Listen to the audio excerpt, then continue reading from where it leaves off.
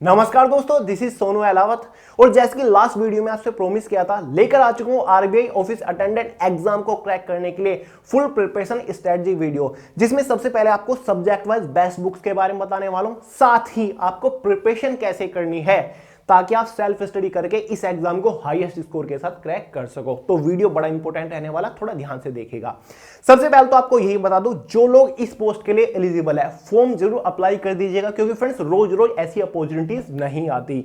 और इस बात का भी आपको पता होना चाहिए कि आज से आपके पास इस एग्जाम के लिए लगभग एक महीना ही बचा हुआ है, क्योंकि 9 और 10 अप्रैल को इसका एग्जाम होने वाला है। तो 30 डेज के अंदर यार जितनी जबरदस्त तरीके से प्रिपरेशन कर सको करो। अब प्रिपरेशन करनी कैसे है वो तो मैं आपको बता ही रहा हूं। तो फ्रेंड्स, हमारी स्ट्रेटजी का पॉइंट नंबर फर्स्ट यही है कि आपको इस एग्जाम के लिए इन 30 डेज में मिनिमम डेली 7 से 8 घंटा प्रिपरेशन को देना ही पड़ेगा। फ्रेंड्स, केवल 30 दिन अगर आप डेडिकेटेडली 7 से 8 घंटा प्रिपरेशन को दे रहे हो ना 100% फोकस के साथ, फिर आपको कोई रोक ही नहीं सकता इस एग्जाम को क्रैक करने के लिए। काफी सारे लोग पूछ रहे थे कि भैया इस एग्जाम का लेवल कैसा आता है। देखिए, बिल्कुल इजी टू मॉडरेट लेवल रहेगा इसका। टफनेस क्या होती है एग्जाम में वो आपको देखने को बिल्कुल भी मिलेगी ही नहीं। तो इस चीज को लेकर आप निश्चिंत रहिए। और जो आपको अपना टारगेट बना के चलना है ना कि मुझे मिनिमम इतने मार्क्स करने हैं चाहे कुछ भी हो जाए, वो आपको 90 प्लस रखना है। 120 मार्क्स का एग्जाम होगा तो आपको माइंड में एक टारगेट सेट करना है कि मुझे तो 90 प्लस स्कोर करना है, चाहे कुछ भी हो जाए, चाहे उसके लिए मुझे कितनी भी मेहनत करनी पड़े, आपको करनी होगी।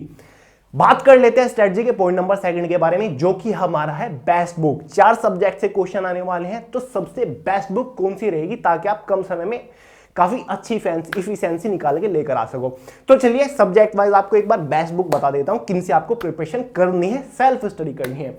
तो बुक नंबर फर्स्ट है हमारी मैथमेटिक्स। मैथमेटिक्स के लिए मैं आपको बुक रिकमेंड करूंगा, अगर आपके पास है तो बहुत अच्छी बात है। Doctor R S. Agarwal, S Chand की बुक आती है, एक बार इसको पढ़ लीजिएगा। इसके सभी टॉपिक्स को एक बार अच्छे से रिवाइज कर लीजिएगा। इन 30 डेज में आपका काम हो जाएगा। ना ही आपको कोई कोचिंग क्लासेस लेनी पड़ेगी, ना ही आपको ऑनलाइन लेक्चर्स लेने पड़ेंगे, क्योंकि इस बुक के अंदर एक एक चैप्टर के अंदर 100 से 150 क्वेश्चन दिए हुए हैं और एक एक क्वेश्चन का जो सोल्यूशन है वो बहुत अच्छी तरीके से एक्सप्लेनेशन के साथ समझाया हुआ है, आप आसानी से समझ जाओगे। तो मैथमेटिक्स के लिए इस एग्जाम के लिए सबसे best book doctor R S. Agarwal की रहने वाली है। अब प्रिपरेशन कैसे करनी है वो मैं आपको आगे बता ही रहा हूं, फिलहाल बुक के बारे में बात कर लेते हैं। देखिए फ्रेंड्स, अगर आपके पास ये बुक है तो बहुत ही अच्छी बात है। जितनी बुक्स मैं आपको इस वीडियो में बताऊंगा सभी हिंदी और इंग्लिश दोनों ही लैंग्वेज में अवेलेबल है, और सभी बुक्स के लिंक डिस्क्रिप्शन बॉक्स में मैंने मेंशन करा दिया। अगर आपके पास नहीं है तो आप ऑनलाइन परचेज करके भी अपने घर पर अवेलेबल करा सकते हैं। बात कर लेते हैं सेकंड सब्जेक्ट के बारे में, जनरल अवेयरनेस, क्योंकि काफी इंपोर्टेंट है। 30 क्वेश्चन आने वाले हैं तो इसके ऊपर आपको फोकस करना पड़ेगा। तो जनरल अवेयरनेस की सबसे बेस्ट बुक आपको बताने वाला हूं, जो कि है way to success by Sonu Ahlawat, यानी कि हमारी खुद की बुक, जिसमें से एक हमारी सब्जेक्टिव बुक है, एक ऑब्जेक्टिव बुक है। इसमें कंप्लीटली थ्योरेटिकल कवर किया हुआ है टॉपिक वाइज। इससे आप अपना कॉन्सेप्ट बहुत ही अच्छे तरीके से क्लियर कर सकते हैं। साथ ही लास्ट में 50 to 60 pages static GK cover किया हुआ है। अगर आप इस बुक से एक बार पढ़ ले तो आपको कभी भी जीके पढ़ने की जरूरत नहीं पड़ेगी। और अपने लास्ट 15 डेज पर इस बुक को कवर कर लीजिएगा, क्योंकि इसमें टॉपिक वाइज अब तक जितने भी एमसीक्यू क्वेश्चंस एग्जाम में पूछे जा चुके हैं जनरल अवेयरनेस के, वो सभी मिल जाएंगे। ठीक है, लगभग 3000 के आसपास इसमें क्वेश्चन है विद आंसर्स। इन दोनों बुक का कवर कर लीजिएगा, आपको कभी भी जीके पढ़ने की जरूरत नहीं पड़ेगी। तो इन दोनों बुक का लिंक डिस्क्रिप्शन बॉक्स में आप अपने घर पर भी अवेलेबल करा सकते हैं। पढ़ना कैसे आगे बताऊंगा, फिलहाल बुक के बारे में हम बात कर रहे हैं। थर्ड है हमारा इंग्लिश सेक्शन। काफी लोग पूछ रहे थे कि इंग्लिश हमारी बहुत वीक है तो कौन सी बुक से हम सेल्फ स्टडी कर सकते हैं। इंग्लिश के लिए 2 बुक आपको रिकमेंड करूंगा, अगर आपके पास कोई भी है तो बहुत अच्छी बात है। जिसमें से एक हमारी प्लिंथ टू पैरामाउंट की बुक है, जो कि काफी अच्छी है इस एग्जाम के लिए। साथ ही एसपी बक्सी की बुक है। इस बुक को मैं ज्यादा प्रायोरिटी दे रहा हूं इस एग्जाम के लिए, क्योंकि ये थोड़ी सी लेंथी हो जाती है, थोड़ी सी एडवांस लेवल की हो जाती है। इसमें टाइम लग जाएगा क्योंकि एग्जाम के लिए 1 महीना है। तो बेस्ट है फिलहाल ये। अब पढ़ना कैसी है इंग्लिश, उसके भी अपने फंडे हैं इस एग्जाम के लिए। लेकिन अगर आपके पास इनमें से कोई सी भी बुक है इस एग्जाम के लिए तो बहुत अच्छी बात है फ्रेंड्स, दोनों बुक बहुत बेस्ट रहेंगी इस एग्जाम के लिए। थर्ड जो हमारी बुक है वो है रीजनिंग। रीजनिंग सेक्शन के ऊपर आपको प्रैक्टिस करने की बहुत ज्यादा जरूरत है। बड़ी बुक की कोई जरूरत नहीं। अगर आपके पास अरिहंत का कोई भी बुक है, स्पेशली मैं आपको रिकमेंड कर रहा हूं, एक ये आर.के. झा का बुक आता है, बढ़िया बुक है इस एग्जाम के लिए, ज्यादा लेंथी भी नहीं है, 1 महीने में आप अच्छे से कवर कर जाओगे। तो ये रीजनिंग के लिए मैं आपको रिकमेंड कर रहा हूं। बात करते हैं स्ट्रेटजी के पॉइंट नंबर 3 के बारे में, जो कि है फोकस सब्जेक्ट, कि आपको मोस्टली कौन से सब्जेक्ट के ऊपर ज्यादा फोकस करना है और कौन सा सब्जेक्ट आपको किस तरीके से पढ़ना है। तो सब्जेक्ट नंबर फर्स्ट है हमारा रीजनिंग। रीजनिंग का नाम आते ही काफी सारे लोग ये सोचते हैं कि यार रीजनिंग तो बड़ा इजी सब्जेक्ट है, इसको तो पढ़ने की जरूरत नहीं है, डायरेक्ट एग्जाम में मैं रीजनिंग के क्वेश्चन सोल्व करके आऊंगा। लेकिन यहां पर आपकी सबसे बड़ी गलतफहमी है रीजनिंग के साथ। देखिए फ्रेंड्स, इस एग्जाम में रीजनिंग एक लौता ऐसा सेक्शन है जो कि आपको एग्जाम में हाईएस्ट स्कोर करा सकता है और आपको डूबने से बचा सकता है। तो आपको रीजनिंग के ऊपर बराबर की प्रैक्टिस करनी पड़ेगी। 30 क्वेश्चंस अगर रीजनिंग से आ रहे हैं तो आपको टारगेट बना के चलना है कि मुझे 30 आउट ऑफ 30 स्कोर रीजनिंग में करना है। अगर अनफॉर्चुनेटली किसी सेक्शन में मार्क्स कम रह जाते हैं तो रीजनिंग उन मार्क्स को कवर कर सकता है अगर आप 30 आउट ऑफ 30 करके आए। तो फ्रेंड्स, आपको मोस्टली उन टॉपिक्स के ऊपर फोकस करना है जो कि रीजनिंग के अंदर आपके वीक है। जैसे कि कुछ लोग के स्टेटमेंट एंड कंक्लूजन वीक होता है, कुछ लोग इनपुट आउटपुट में वीक होते हैं, वैसे इस एग्जाम में नहीं आएगा। जो भी सेक्शन आपका वीक है उनके ऊपर ज्यादा से ज्यादा प्रैक्टिस करो, ठीक है। तो प्रैक्टिस के ऊपर फोकस करो और स्पीड लेकर आने की कोशिश करो कि आप कम से कम टाइम में रीजनिंग के किसी भी क्वेश्चन को सोल्व कर लो, ठीक है, ताकि आपका एग्जाम में टाइम भी बचे। तो फ्रेंड्स, इन 30 डेज में आपको रीजनिंग के ऊपर बराबर की और हार्ड प्रैक्टिस करनी पड़ेगी। तो इस बात का ध्यान रखिएगा, इग्नोर मत करिएगा रीजनिंग को बिल्कुल भी। सेकंड सब्जेक्ट के ऊपर बात करते हैं जिसके ऊपर आपको मोस्टली फोकस करना है, वो है हमारा जनरल अवेयरनेस। ऑब्वियसली 30 क्वेश्चंस आपके जनरल अवेयरनेस से आएंगे। जनरल अवेयरनेस में पहले 15 डेज जो है आपको अपना कॉन्सेप्ट क्लियर करना है। अगर आप बिगिनर हो या फिर आपका कॉन्सेप्ट क्लियर नहीं है, कुछ टॉपिक क्लियर नहीं है, पहले 15 डेज पर थ्योरेटिकल पढ़िए, ऑनलाइन लेक्चर्स देखिए, कोचिंग भी आप ले सकते हैं, जिससे आपका टॉपिक का कॉन्सेप्ट क्लियर हो जाए, टॉपिक के बारे में आपको पता चल जाए। बाद के 13 डेज पर आपको करना क्या है, आपको ज्यादा से ज्यादा ऑब्जेक्टिव क्वेश्चंस के ऊपर प्रैक्टिस करनी है। जैसे कि मैंने आपको बुक बताई ना कि इसमें कंप्लीटली ऑब्जेक्टिव क्वेश्चंस है, एमसीक्यू क्वेश्चंस है, तो टॉपिक वाइज ऑब्जेक्टिव क्वेश्चंस के ऊपर प्रैक्टिस करिए जितना हो सके, चाहे वो आपका स्टैटिक जीके का पोर्शन हो या फिर जनरल साइंस का पोर्शन हो, हिस्ट्री, ज्योग्राफी, पॉलिटी, हर एक टॉपिक का मतलब ऑब्जेक्टिव क्वेश्चंस लगाइए। एग्जाम में पूछे गए सभी ऑब्जेक्टिव क्वेश्चंस लगाइए। तभी तो मैंने आपको ये बुक बताई कि इसमें सभी टॉपिक वाइज ऑब्जेक्टिव क्वेश्चंस दिए हुए हैं। तो जितना हो सके लास्ट के 15 दिन एमसीक्यू क्वेश्चंस के ऊपर आपको प्रैक्टिस करनी है, तो ये बहुत ज्यादा जरूरी है। अब जनरल अवेयरनेस के अंदर एक और सेक्शन आपके सामने कॉम्प्लिकेशंस क्रिएट करेगा जो कि हमारा है करंट अफेयर्स। 30 क्वेश्चन अगर आ रहे हैं एग्जाम में तो 12 से 13 क्वेश्चन करंट अफेयर से आ जाएंगे। अब करंट अफेयर की तैयारी कैसे करें? देखिए फ्रेंड्स, सबसे पहला आपका फर्ज है कि लास्ट 6 मंथ के करंट अफेयर के ऊपर आपको फोकस करना है। आपको पता ही है एवरी संडे शाम 5 बजे चैनल के ऊपर दी करंट अफेयर शो हमारा आता है, जिसमें हम पूरे वीक के सिलेक्टेड करंट इवेंट्स को डिटेल के साथ डिस्कस करते हैं। तो अभी चैनल के ऊपर जाइए और आपको एक प्लेलिस्ट मिल जाएगी दी करंट अफेयर शो के नाम से।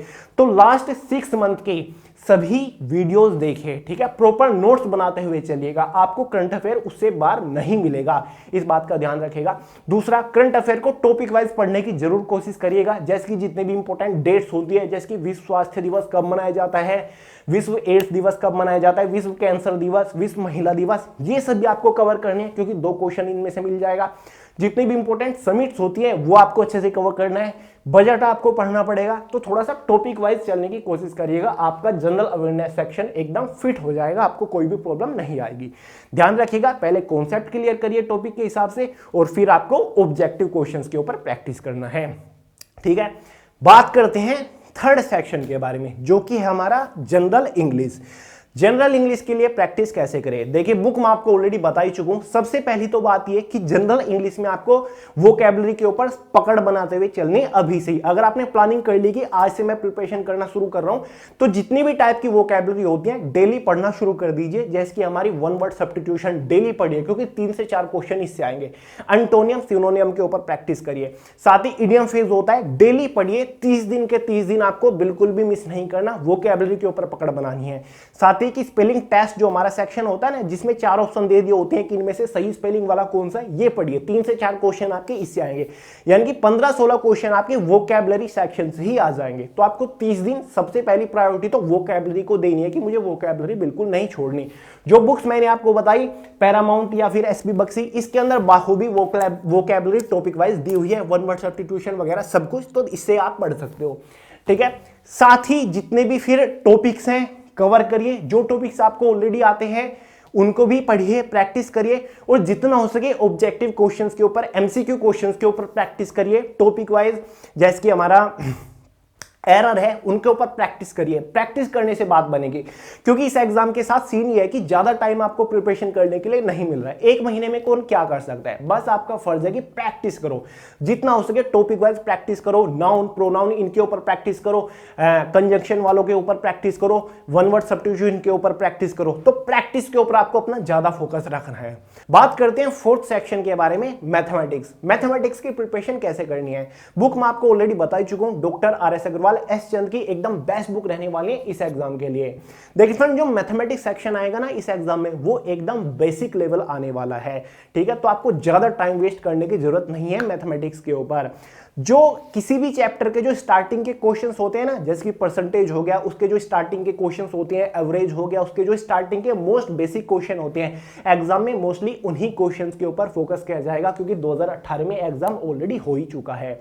तो आपको क्या करना है, सबसे पहले तो आपको यह देखना है कि मैथमेटिक्स के अंदर आपको सभी टॉपिक्स आते हैं क्या, आप समझते हो क्या उनके लॉजिक्स। अगर कोई टॉपिक आपका क्लियर नहीं है, सबसे पहला काम तो आपको यही है कि उस टॉपिक का कॉन्सेप्ट क्लियर करिए। चाहे आप लेक्चर्स दे सकते हो, कोचिंग क्लासेस में जा सकते हो, या फिर एग्जांपल्स के थ्रू आप क्लियर कर सकते हो, सॉल्यूशन वगैरह देख के। कॉन्सेप्ट क्लियर करना जरूरी है। जब सभी टॉपिक्स का कॉन्सेप्ट क्लियर हो जाए ना, तो एक बार उन टॉपिक्स के लगभग 20-20, 30-30 क्वेश्चंस के ऊपर प्रैक्टिस कर लीजिएगा। जैसे कि परसेंटेज हो गया, 30 से 40 क्वेश्चंस के ऊपर प्रैक्टिस कर ली। फिर हमारा एवरेज हो गया, 30 से 40 क्वेश्चंस के ऊपर प्रैक्टिस कर ली, ठीक है। उनके फॉर्मूले वगैरह अच्छे से बेसिक लेवल आपको क्लियर करना है बाकी, ठीक है। प्रैक्टिस का मतलब यह है कि आपको स्पीड समझ आ सके, आपको लॉजिक समझ आ सके कि क्वेश्चन किस लॉजिक से सोल्व हो रहा है। परसेंटेज के अंदर 3-4 टाइप के क्वेश्चंस होते हैं, ठीक है। 3-4 टाइप के क्वेश्चन पूछे जाते हैं, तो उन 3-4 टाइप को क्वेश्चंस को सोल्व करने की समझ आपके अंदर हो जानी चाहिए, ताकि आप एग्जाम में क्वेश्चन को सोल्व कर लो। बाकी एकदम हार्डकोर मैथमेटिक्स के ऊपर प्रैक्टिस करने की आपको जरूरत नहीं है, आप मैथ्स को आसानी से निकाल लोगे। बाकी अपना जनरल अवेयरनेस के ऊपर फोकस करिएगा, रीजनिंग के अंदर हार्डकोर प्रैक्टिस करिएगा, बाकी इंग्लिश के अंदर वोकैब वगैरह मैंने आपको बताई दी है। तो इतना अगर काम करते हो तो आपका डेफिनेटली 30 दिन बाद रिजल्ट बहुत अच्छा निकल के आएगा।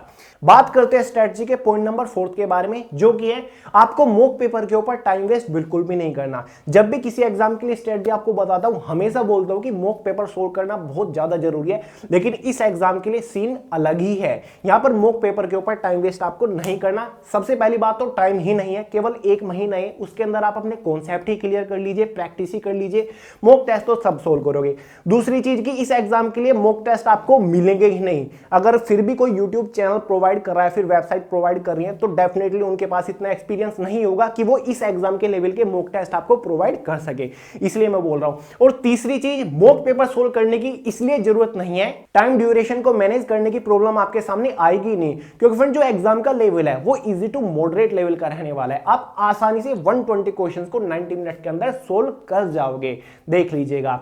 इसलिए आपको मॉक पेपर के ऊपर काम ना करके आपको subject wise, topic wise, objective questions के ऊपर प्रैक्टिस करनी है। जैसे कि लास्ट 15 डेज जैसे ही बच जाए ना, तो जनरल अवेयरनेस के टॉपिक वाइज एमसीक्यू क्वेश्चंस के ऊपर प्रैक्टिस करिए, मैथमेटिक्स के एमसीक्यू क्वेश्चंस के ऊपर प्रैक्टिस करिए, ऐसे ही टॉपिक वाइज रीजनिंग के ऑब्जेक्टिव क्वेश्चंस के ऊपर प्रैक्टिस करिए, सब्जेक्ट वाइज प्रैक्टिस करिए। मॉक पेपर सोल्व करने की जरूरत नहीं है इस एग्जाम के लिए। तो डेट याद रखिएगा, 9 और 10 अप्रैल को आपका एग्जाम होने वाला है। तो जितनी ताकत है ना फ्रेंड, जितना टाइम दे सको प्रिपरेशन को दो और फोकस के साथ पढ़िए। ऐसा नहीं आप पढ़ते रहो बस खाना पूर्ति कर रहे हो, फोकस दिए, 100% फोकस दीजिए कि यार एग्जाम में मुझे 90 प्लस स्कोर करके आना है, चाहे कुछ भी हो जाए। और ये 90 प्लस 120 में से करना है, 100 में से मत समझ लीजिएगा, क्योंकि 120 मार्क्स का आपका क्वेश्चन पेपर रहेगा।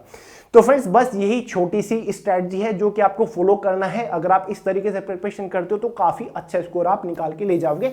बाकी थोड़ी सी स्ट्रेटजी आपके ऊपर भी डिपेंड करती है। आपको ये जानने की कोशिश करनी है सबसे पहले कि मैं कौन से सेक्शन के अंदर सबसे ज्यादा वीक हूं। अगर आपको लगता है कि मैं इंग्लिश के अंदर ज्यादा वीक हूं, मैथ मेरा ठीक है, तो मैथ की जगह इंग्लिश को ज्यादा टाइम देना शुरू कर दीजिए। अगर आपको लगता है कि मेरा जीएस बहुत ज्यादा वीक है, रीजनिंग ठीक है, तो आप जीएस के ऊपर ज्यादा फोकस करना शुरू कर दीजिए। तो बाकी चीजें कुछ आपके ऊपर भी डिपेंड कर दे कि आप कौन से सेक्शन को कितना टाइम दे रहे हो और किस तरीके से आप अपना टाइम मैनेज कर रहे हो। तो इस चीज का ध्यान रखना। बाकी टॉप स्कोरिंग टॉपिक के ऊपर अगर डिमांड आती है काफी सारे स्टूडेंट्स की कि भैया subject wise top scoring topic बताइए, तो इसके ऊपर भी प्रॉपर वीडियो लेकर आ जाऊंगा, कोई प्रॉब्लम नहीं है, आपके लिए ही यहाँ पर खड़ा हूँ। तो बस यही छोटी सी स्ट्रेटजी थी, पसंद आई हो लाइक कर दीजिएगा, अपने दोस्तों के साथ शेयर करिएगा और सभी बुक्स के लिंक डिस्क्रिप्शन बॉक्स में है, चेकआउट कर लीजिएगा। मिलते हैं अगली वीडियो में बहुत जल्द, तब तक के लिए जय हिंद।